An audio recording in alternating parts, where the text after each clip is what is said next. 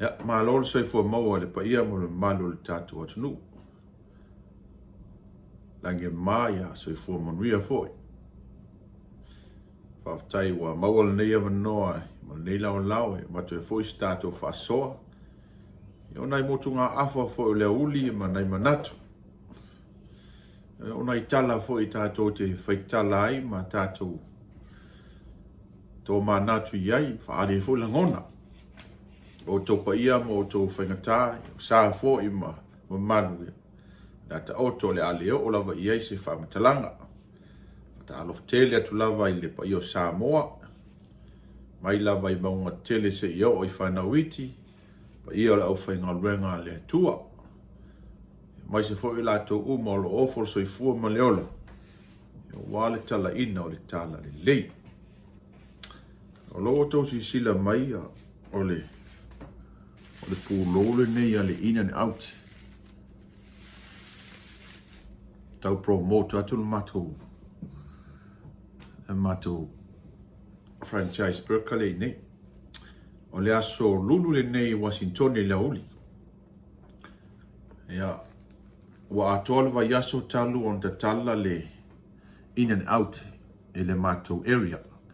Ia po nei le lunga la titi atu lava o Vancouver, Washington. I le area ta o Richfield. E le mamau ese mai ma le casino I lani. Ia le la wa talai wa atone le vayaso. Ta maua leva no le matou a inga a nga ia tia le tina ma le whanau. Ia se ia fo ia sia. Ono le na vayaso. Na matua I whaatumulia lava I tangata. E le I ma laina ia mai se for solo ta vale. Salo e tau nu o le tala fo I lea ma sanyo na fai e to ina matua tumu le ma fau lava. Tua pisi lava. Ia e o fo ila I le nei aso. O le mo le mawina e pea ma le 2 minute le vau I matou ma le no fuangolo iai le perka le in and out. Ia le mul mawina pea ma le ova atu mlei tu laf to a mawara lato ava noa I. Fai le lato fatau. O le tala fia le leile service. Leile service I lato lo whainga ruenga. I le amataina mai le nava yaso. Sa mul mawina ova atu to se lau tangata ma isi location se no mai of soswani.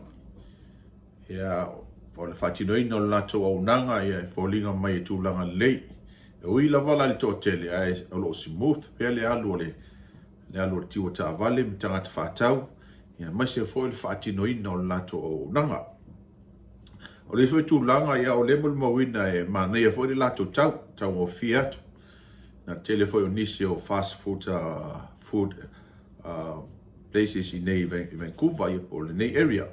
Pe o le McDonald's o le Jack in the Box, o le Carl's Tuna, o le Dennis, o Perkavia, o me whapena. Ia lea lau tau se sila mai, ia leo whamanuina ia o le in and out. Perka lea e ta o le double. Cheese perka. Ia e lua, ia mere tonu o Paris, ma tomato, ma lakisi, ia masisi, ia maisi me whapena. Ia lea whailawa iai ma le French fries. Ia lea lau le a whaiere tau singa o le me ai o le uli. Ia o nisi nei o lātou whaalau I loa. Ia mo I lātou o nei area, lata mai nei. Ia o nisi na whaalau I loa. Whaalau I loa tuari kompania na matua inga lea. In and out. Ia pea o isiaso. O le kompania nei pei au te loa o mai California. Ia e le tātele te uno le masalo o le in and out mua le I nei le matou area I le state nei o Washington State. O le in and out peka mua lea. O le isi location o lo iai le in and out e lata mai pea ma le tūla ma le afa. I le state o Oregon. Ia mo mawina fōi whapea iai nisi na malanga mai lava drive mai Seattle, ma Tacoma area e o lava I lalo. I le mea iai le in and out perka lea. Ia o le vao I mātou le mele mātou te nofo ai ma takoma msiero o vātou le lua i tūlā ma le awha e fua lava po whea ma mau te lalai. No inga pea ma le whai tūlā o lena ka laiva mai ai tangata mai te io e asia le in and out. Ia le la whaingo whia le mātou pitonu ia mai lātou fo ie loa lalam papa ao I Washington. Ia whailoa tu fo ia I lātou o lo nofo ma lala taulata mai nei Vancouver, I Portland ma Tacoma areas, ia o lea ua tala le in and out perka I nei I Ridgefield, ia mo se fonga tau mafa foi. Mai se lava o whanau iti lava ia mtupulanga taravou ia pe ai filifili lava I tūlanga o me whapea o tātou lava ia mātutua. Ia pau lava o le mea ia maua se perka I po se fries ia e tusa ia whare I ume a tātou. Ia o le poti atu le nā mo le tātou in and out perka. Ia o lava le in and out. O se isi tala o le fwe ua maua le whaalongo o le tūlanga le pe o na whaalia te whina ngalo le sui komisina o FAIGA-PALOTA e fia whaatu la whonoina le tūlanga le social media. E mai se foi o post e whaalia tangata e lango sui tau wā. Alona whina ngalo a whai se post e whaalia e lango ia pe whaalia foi le palota mo lea sui tau wā. Yo le a whaina le tūla whono sui tau wā ai le a whaina le tangata o lo whai le post. O se whina ngalo e le o ato toa no na whaata o toina si tūlanga le so ulangona. E mafua se manatu o na o le tūlanga fui lea a whaila o le tangata e lango I le HRPP po le fasti. Whailava o na whaia le post e fōlinga mai se winga le e whamanuia I sui tau wā HRPP. Ia ma whaalia fo isi minatu palota mo lea sui tau wā. O na whaina leo sui tau wā po le sa, po le HRPP, po le fast. Ai lea whaina le tangata. E le mawhai foi la pe te le lope I eise anga waa. E mawhai le ofisa whai palota o na sa ili. E pe loa foi le intention na laina whai le post. E a whaina la sui tau waa I tūlanga lea. Ona o le o le whātauto ina o le whinangalo lea I le tūlanga I ato toa ai ona le ta pena whaltu la whono. Ala foi mo mawina nisi whaasara lau. E le o iai se vaenga o le tūla whono FAIGA-PALOTA o whata oto mai ai. Le whaonga inga o le media I me whapea. E o tūlanga la whapea foi o le tātou atunu o mai tau. O pu whaalele ia tātou te wawa ai foi whaanau longo ma fitu una ia po le alo na le lei o le a fo ilo na whaale tonu. Ia o leo ua tato iai nei le mo sa moa lava ia so le astofi nei au lumana I le asfarai le FAIGA-PALOTA le atunu o le fta asolulu mātou. Ia au manatua I foi le tala foi le sa tusia e anga fili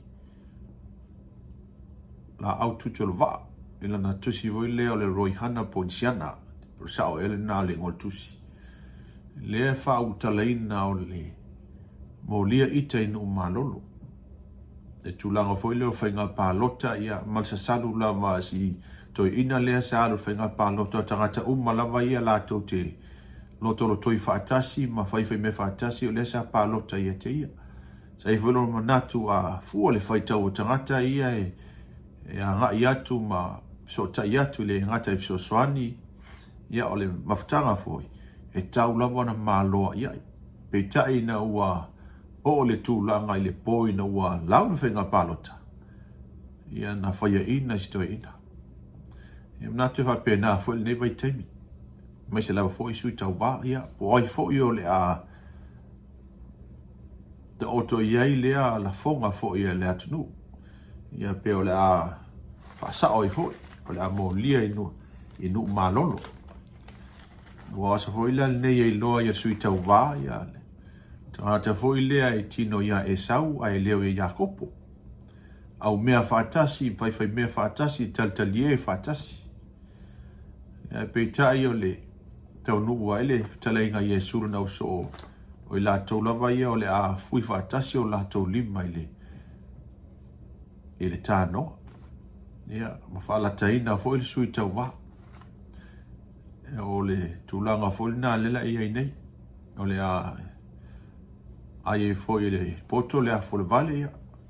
Tarosia o le vale i le a fo le poto. Ina ia mawasana mea o ngā.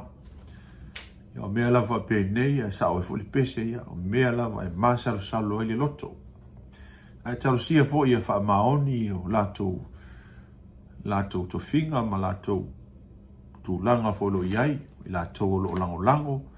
Lātou fo i o wha iloa le whingalo e pālota isu. Ia tarosia fo i o wha maoni. Ia ai tarosia fo i la le hanga atu mo le whainga pālota. Ia ua ese fo i whainga pālota i nei aso ma la aso. O le talanoat fo i lava ia o si o mātoutu mālo. Mai tawina i aso ia ua tuanai o lai titi fo i e sea va e nisi e anga i atu mo whatosinga. Ia le ifo i nisi e whioa i vai fale ma tūlanga mea whapena. Pesa le mawha fo i le vava ai po ai le vaenga o le a mai whai o le atulai mai. Paule mea pesa tultuli e tangata i tūmalo ia po ai le whai pule o le a whamoniaina. Ia masalo na o paula fo i so te inga. Te rei loa le tala whātai o pia ia pe o launa mai tau mai i nu i tua. A o ese fo i la nei aso.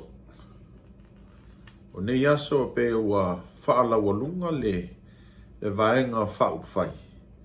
Ia ona fuaila i o le pālota le tangata le sui whai pule o loo momo e mai ai lango ina le vaenga whau whai. Ia ua mea lava ia ua ile manino ma ua i loa ume tangata. Ua le si se vai o le si se lima ia ua.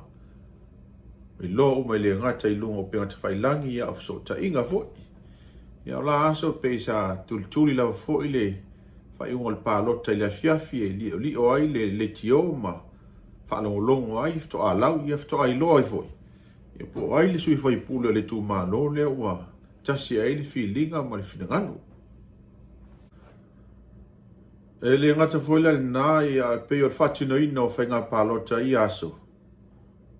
Pe sa tofi ma li ea mea uma. Aso o pālota ia peo tangata ia ngā i atu i whalea onga peo ina lea sa tele na whatino ai le whainga pālota ia vai teimi. Ia whatino lau e kisi ana e toi fo i mai le whale. Pea i leise mea o tupu. Telefo tangata na ona tangata e tapua i le whatino na wha moi whalea onga ia mai lato ngā lulue au whainga luenga. Tela tangata e umato ia ngā e mai o lato whale. Au nei aso ia ua. Iai fo i se swinga.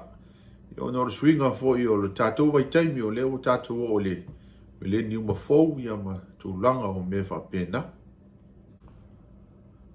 O swinga fo i mai me tuai i me tia fou ma o ala fou. E teu ma whaale lei ai le tūlanga ina ia le lei. O nisi o swinga o leo ta auto i lang tonu le tūlanga ma o manai ma tangofie. E fo i nisi o swinga o le ai tau palu ma whaale lei atili na ia tūlanga li lei. Pe vola le tūlanga e whainga pālota. Tātou sui mai le whamatai. O le whamatai le sa iai le pule a le sa o le ainga ai. Ta oto iai le whinangalo le ainga atoa lava po ai e pālota iai. O ai fo le sui tau wā e o e lango. Le ngata fo le nā o le whinangalo le pule ali ima whai pule o whawhianga manu. Ia po ai le sui tau wā leo le a ave ere lato whātou tuanga ma le kisi. Pero tūlanga na lea sa iai le i nā foi vai taimi. Leo tātou sui mai le whātau aina o le ia tau a tangata. A mata o me le luas futasi tau sanga ngai lunga. E tu sa loto ai le tangata i le whainga o lana whilinga. Ia po ai le sui tau wā. o lo ta oto iai la no whātutuanga malana lango e fua i le pāti o lea e tamawhai e tau aveina le malo. E o nisi la fua i o hawhioanga o lo whamaoni ia. Ma ua fua i o nisi o hawhioanga e pei lava o lea e tau whaonga le whamatai lea ina ia. Tau fia ai lea ia tau o tangata mo FAIGA-PALOTA. Pe o le alana o se manatu ia o nisi o mea leo o tato tamawhai lava e teu ma whaale leia atili. Ua au ngā foila le suinga mai le whaamatai i le ai ati tau. Al tangata le lua su tasi tau sanga malunga. Ua pei o le ati tau na o lea ua manino ai le awa whala i le tātou atunu. E mawhai e Samoa o na suia whainga malo i ona tangata lau tele. Lea foila ua i loa ai masila fia e tangata lau tele. O le malo si anga ma le pawa e filifili ai sui au to va le palemene o loo i tangata lau tele o le atunu. O ina filifili mai ai le au va ia ngai le tono le palemene. Ala to te filifili ai i nisi e fai mataitai o le atunu. Ya o lea la ua tato iai nei le aso ya o loma le wha moe le atunu. Ua whātau muawa atu lo tato waa a ngai atu i le aso a tai au. E whātau nuku ai le whainga filfilinga Samoa. O lea ua mae a le amouta so o le amtai. Ya e toi o le aso nai mua. Te oto iai ma filitanganga iai le whātau whala inga le tato atunu. Ya isui whai pule tūlai mai. E wha leo ina ia le finangalo i tu malo i tu tono le palemene. Wai la tau foi e filifilia se taitai. E taita ina lo tātou atunu ma le whainga malo. O le manui o Samoa lo ta oto i a ao o na tangata anu. Lo whatinoina le palota. O le manuia fo i o nuum a inga. Mo le isi 5 tausanga i savalinga. Ia o loo i iai le filfilinga le tangata fai palota. Ia na o se tau le maulava ma se motunga afa fo i e tuinatu. Ia o fo i ni o tato wawa ai le laua manu ia e tato tuli matai le wha mulio atu. Ia o fo i ne ngalo mea umai ila e leo ni auro.